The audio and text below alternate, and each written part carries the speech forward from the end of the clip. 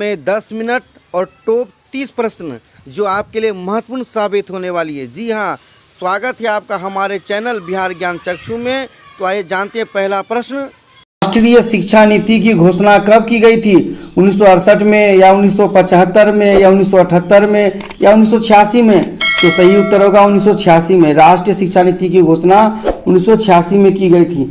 अगला प्रश्न है, भारत में शिक्षा को राष्ट्रीय स्वरूप प्रदान करने के मार्ग में सबसे बड़ी बाधा है क्या? विभिन्न शिक्षा पद्धतियों का प्रचलन या विभिन्न राज्यों में विभिन्न प्रकार के शिक्षा परिषद तथा संगठन या विभिन्न भाषाएं एवं संस्कृति या उपयुक्त सभी? तो इसका सही उत्तर होगा उपयुक्त सभी।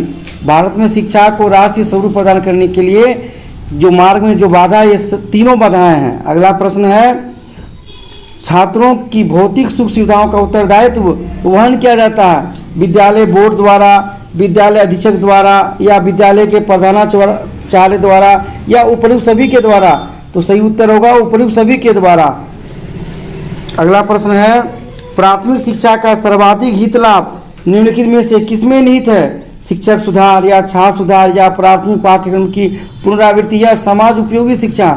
तो सही उत्तर होगा शिक्षक सुधार। अगला प्रश्न है, पांचवा प्रश्न, बालकों में पूर्व बाल्यावस्था संबंधी जो व्यवहार प्रकट होता है वो मूल प्रवृत्तियात्मक है या स्थानीय प्रतिवर्त है, यादृच्छिकृत क्रियाएं हैं या संपूर्ण शरीर से क्रियाएं हैं? तो सही उत्तर होगा ऑप्शन नंबर डी, संपूर्ण शरीर से क्रियाएं। अगला प्रश्न है, प्रश्न नंबर 6, आधुनिक शिक्षा दर्शन के अनुरूप विद्यालय होने चाहिए वर्तमान सामाजिक संस्थाओं के प्रतिरूप या सामाजिक विरासत को अग्रिम पीढ़ी तक पहुंचाने वाले या विशेषज्ञों द्वारा पूर्व विचारित उद्देश्यों के अनुरूप शिक्षण करने वाले या युवकों में सामाजिक जागरूकता पैदा करने वाले? तो सही उत्तर होगा ऑप्शन नंबर डी, युवकों में सामाजिक जागरूकता पैदा करने वाले। अगला प्रश्न है, प्रश्न नंबर 7, वर्तमान समय में सोशल स्टडीज शब्द का तात्पर्य है सोशल साइंसेज का पर्यायवाची या एक ऐसा विषय जिसका संबंध मानव एवं उसके पारस्परिक संबंधों से है या सोशल एजुकेशन एवं सोशल लिविंग से मिलता जुलता शब्द है या सोशल लिविंग का समानार्थी शब्द? तो सही उत्तर होगा ऑप्शन नंबर बी, एक ऐसा विषय जिसका संबंध मानव एवं उसके पारस्परिक संबंधों से। अगला प्रश्न है, प्रश्न नंबर 8, एक विद्यालय पाठ्यक्रम को सर्वोत्तम तरीके से परिभाषित किया जा सकता है छात्रों की समस्त क्रियाओं को सक्रिय बनाने वाली सामग्री, शिक्षण के लिए प्रयुक्त समस्त सामग्री एवं विधियां या विद्यालय द्वारा संगठित छात्र अनुभव या विद्यालय द्वारा छात्र का विभिन्न क्षेत्रों में ज्ञान अर्जन? तो सही उत्तर होगा ऑप्शन नंबर सी, विद्यालय द्वारा संगठित छात्र अनुभव। अगला प्रश्न है, 9वां प्रश्न, एक सामान्य शिक्षा के पाठ्यक्रम के संदर्भ में निम्नलिखित तर्क प्रस्तुत किया जाता है छात्र के लिए जो भी आवश्यक ज्ञान है उसे उचित रूप में प्रदान किया जाए या छात्र को उसके द्वारा चयनित कार्य क्षेत्र के लिए तैयार किया जाए या छात्र को नागरिकता एवं सामाजिक कुशलताओं का प्रशिक्षण प्रदान किया जाए या छात्र को भारतीय सांस्कृतिक धरोहर की ओर उन्मुख किया जाए? तो उत्तर होगा ऑप्शन नंबर सी, छात्र को नागरिकता एवं सामाजिक कुशलताओं का प्रशिक्षण प्रदान किया जाए। अगला प्रश्न है, पारिवारिक वातावरण में जो कारक व्यक्ति के विकास को प्रभावित करते हैं वे हैं घर में बच्चों की संख्या या शिक्षा का स्तर एवं शारीरिक संबंध या ऑप्शन नंबर सी ए और बी दोनों या डी इनमें से कोई नहीं? तो सही उत्तर होगा ऑप्शन नंबर सी, ए और बी दोनों, अर्थात पारिवारिक वातावरण में व्यक्ति को के विकास को प्रभावित करने वाले हैं घर में बच्चों की संख्या एवं शिक्षा का स्तर एवं शारीरिक संबंध। अगला प्रश्न है, प्रश्न 11, नर्सरी स्कूल का प्रमुख उद्देश्य है शिशुओं को विकासात्मक आवश्यकताओं का समाधान करना या शिशुओं की देखभाल करना जबकि उनके माता पिता कार्य हेतु घर से बाहर चले जाते हैं या प्रत्याशित प्रारंभिक शिक्षकों को प्रशिक्षण प्रदान करना या शिशुओं को मनोरंजन के सामूहिक अवसर प्रदान करना? तो सही उत्तर होगा ऑप्शन नंबर ए, शिशुओं की विकासात्मक आवश्यकताओं का समाधान करना। अगला प्रश्न है, 12वां प्रश्न, आधुनिक शिक्षक से निम्नलिखित कार्य की कदापि आसानी की जाती है कि वह अनेक पाठ्य सहगामी क्रियाओं का अकेले ही संपादन करेगा या विद्यालय का उत्तम प्रचारक या ज्ञान का विश्वकोश या एक सुप्रशिक्षित प्रेक्षक? तो सही उत्तर होगा ऑप्शन नंबर सी, ज्ञान का विश्वकोश।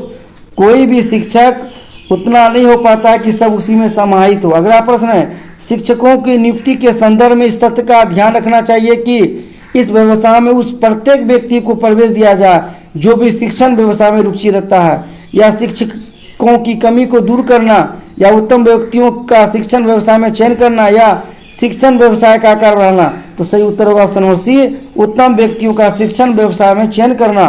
अगला प्रश्न है, किसी क्रिया को उत्तम अधिगम प्रवृत्ति में परिवर्तित करने के लिए सदैव आवश्यक होती है मानसिक व्यायाम की, एक परीक्षण की, एक वास्तविक शिक्षा के उद्देश्यों की, या शिक्षक द्वारा संवर्धित अधिगम की? तो सही उत्तर है ऑप्शन नंबर सी, एक वास्तविक शिक्षा के उद्देश्य की। अगला प्रश्न है, व्याख्यान तकनीक के बारे में लोगों का विचार है कि आधुनिक शिक्षा में इसका न्यूनतम उपयोग है, अधिगम वृद्धि का उत्तम साधन है, या इसका प्रेरणात्मक उपयोग नगण्य है, या यह एक एकाकी रूप में उत्तम तकनीक है? तो सही उत्तर होगा ऑप्शन नंबर सी, यह इसका प्रेरणात्मक उपयोग नगण्य है। अगला प्रश्न है, एक यूनिट योजना निर्भर करती है एक तार्किक प्रकरण या ज्ञान के विभाजन पर, या कक्षोपयोगी महत्वपूर्ण अधिगम खंडों पर, या अकादमिक अर्थात शैक्षणिक सामग्री के क्रमबद्ध विश्लेषण पर, या एक ऐसी समस्या पर जिसे कक्षोपयोगी माना जाता है? तो सही उत्तर होगा ऑप्शन नंबर डी, एक ऐसी समस्या पर जिसे कक्षोपयोगी माना जाता है। अगला प्रश्न है प्रश्न नंबर 17वां, निम्नलिखित में से कौन सा कथन एक पाठ योजना निर्माण में न्यूनतम लाभ प्रदान करता है? ऑप्शन है यूनिट के शीर्षक का विश्लेषण, या यूनिट के लक्ष्यों पर विचार विमर्श, या यूनिट के दोषों का वर्णन, या यूनिट के लिए शिक्षण सामग्री का उपयोग? तो सही उत्तर होगा ऑप्शन नंबर सी, यूनिट के दोषों का वर्णन। अगला प्रश्न है, कक्षा के मानसिक स्वास्थ्य को निम्नलिखित से अधिक प्राथमिकता प्रदान नहीं की जा सकती है? छात्रों को शारीरिक व्यायाम के लिए दी जाने वाली छूट, या शिक्षक का मानसिक स्वास्थ्य, या विद्यालय की मनोविज्ञानशाला द्वारा किया जाने वाला कार्य, या कक्षा की स्वच्छता? तो सही उत्तर होगा शिक्षक का मानसिक स्वास्थ्य, ऑप्शन नंबर बी। कक्षा में अनुशासन की बुनियादी कसौटी है एक व्यवस्था क्रम का अभाव, या कक्षा में होने वाले अधिगम की मात्रा, या कक्षा के सदस्यों द्वारा उत्तम व्यवहार का प्रदर्शन, या छात्रों में स्व निर्देशन प्रवृत्तियों का विकास? तो सही उत्तर होगा ऑप्शन नंबर डी, छात्रों में स्व निर्देशन प्रवृत्तियों का विकास। अगला प्रश्न है 20वां प्रश्न, एक समस्यात्मक बालक के साथ व्यवहार करने की प्रभावी विधि है उसे प्राचार्य के पास भेज दिया जाए, या उसके माता पिता से रिपोर्ट की जाए, या उसकी अभद्रता के कारणों का निर्धारण किया जाए, या उसकी अभद्रता के निराकरण के लिए हर संभावित प्रयास किए जाए? तो सही उत्तर होगा ऑप्शन नंबर डी, उसकी अभद्रता के कारणों का निर्धारण किया जाए। अगला प्रश्न 21वां प्रश्न, प्राथमिक कक्षाओं में छात्रों का वाचन अभ्यास अर्थात रीडिंग प्रैक्टिस कराई जाती है एक निर्धारित पाठ्य पुस्तक की सहायता से, या प्रत्येक छात्र द्वारा उच्च ध्वनि में पाठ की पुनरावृत्ति करा के, या मातृभाषा की पुस्तकों द्वारा, या छात्रों को भाषा संबंधी अनुभव प्रदान करके? तो सही उत्तर होगा ऑप्शन नंबर डी, छात्रों को भाषा संबंधी अनुभव प्रदान करके। अगला प्रश्न है 22वां प्रश्न, एक शिक्षण यूनिट के मूल्यांकन का प्राथमिक उद्देश्य होता है छात्रों को ग्रेड आधार पर वर्गीकृत करना, या विभिन्न शिक्षण उद्देश्यों की संप्राप्ति की स्थिति से अवगत होना, या शिक्षण उद्देश्यों के संदर्भ में छात्र के प्रगति का पता लगाना, या छात्रों को अधिकाधिक परिश्रम के लिए उद्यत रखना? तो सही उत्तर होगा ऑप्शन नंबर बी, विभिन्न शिक्षण उद्देश्यों की संप्राप्ति की स्थिति से अवगत होना। अगला प्रश्न है 23वां प्रश्न, यदि एक शिक्षक छात्र की अभिवृत्तियों को जानने को उत्सुक है तो यह व्यर्थ प्रतीत होता है कि वह सोशियो ड्रामा का उपयोग करे, छात्र अभिलेखों का प्रयुक्त करे, या पेपर पेंसिल परीक्षणों को प्रशासित करे, या अपने छात्रों का परीक्षण करे? तो सही उत्तर होगा option number C, paper pencil परीक्षणों को प्रशासित करे। अगला प्रश्न है 24वां प्रश्न, बाल व्यवहार के संदर्भ में निम्नलिखित में से कौन सा कथन असत्य है? प्रत्येक व्यवहार का एक कारण होता है, या व्यवहार सदैव लक्ष्योन्मुखी होता है, या व्यवहार बालक की आवश्यकताओं की पूर्ति में सहायक है, या व्यवहार उसमें निहित कारणों का सूचक होता है?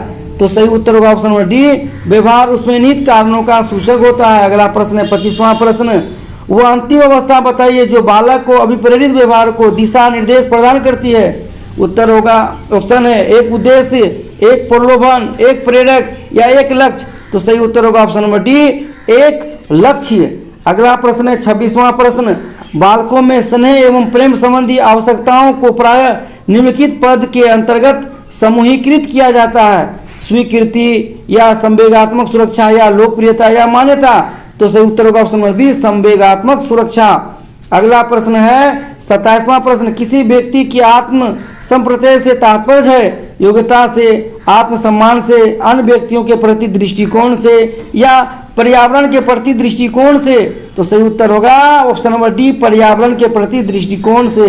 अगला प्रश्न है प्रायः ऐसा विश्वास किया जाता है कि नए शिक्षक निम्नलिखित छात्रों में अनुपयुक्त रूप से प्रशिक्षित होते हैं: अनुशासन या प्रेरणा या कक्षीय क्रियाओं का संगठन या माता पिता से सामाजिक संबंध। तो सही उत्तर होगा ऑप्शन नंबर बी, प्रेरणा। अगला प्रश्न 29वां प्रश्न, यदि आप चाहते हैं कि अधिगम प्रभावशाली हो तो सार्थक लक्ष्य का होना आवश्यक है। ऑप्शन है पाठ्यक्रम उद्देश्यों के संदर्भ में, बौद्धिक विचारों के संदर्भ में, छात्रों के उद्देश्यों एवं आवश्यकता के संदर्भ में या शिक्षक की योजनाओं के संदर्भ में। तो सही उत्तर होगा ऑप्शन नंबर सी, छात्रों के उद्देश्यों एवं आवश्यकताओं के संदर्भ में। अगला और अंतिम प्रश्न है 30वां प्रश्न, विद्यालय में छात्र प्रेरणा की शक्ति निर्भर करती है छात्रों की आवश्यकताओं संबंधी हताशाओं पर, निहित पुरस्कारों के आकर्षण पर या लक्ष्य संप्राप्ति के बाद अपेक्षित प्रेरकों की संतुष्टि पर या प्रलोभनों की उपयुक्तता पर। तो सही उत्तर होगा ऑप्शन नंबर सी, लक्ष्य संप्राप्ति के बाद अपेक्षित प्रेरकों की संतुष्टि पर। इसी के साथ आज का वीडियो समाप्त होता है। नए नए वीडियो देखने के लिए हमारे चैनल बिहार ज्ञान चक्षु को सब्सक्राइब करें। तब तक के लिए जय हिंद, जय भारत, जय बिहार ज्ञान चक्षु। धन्यवाद।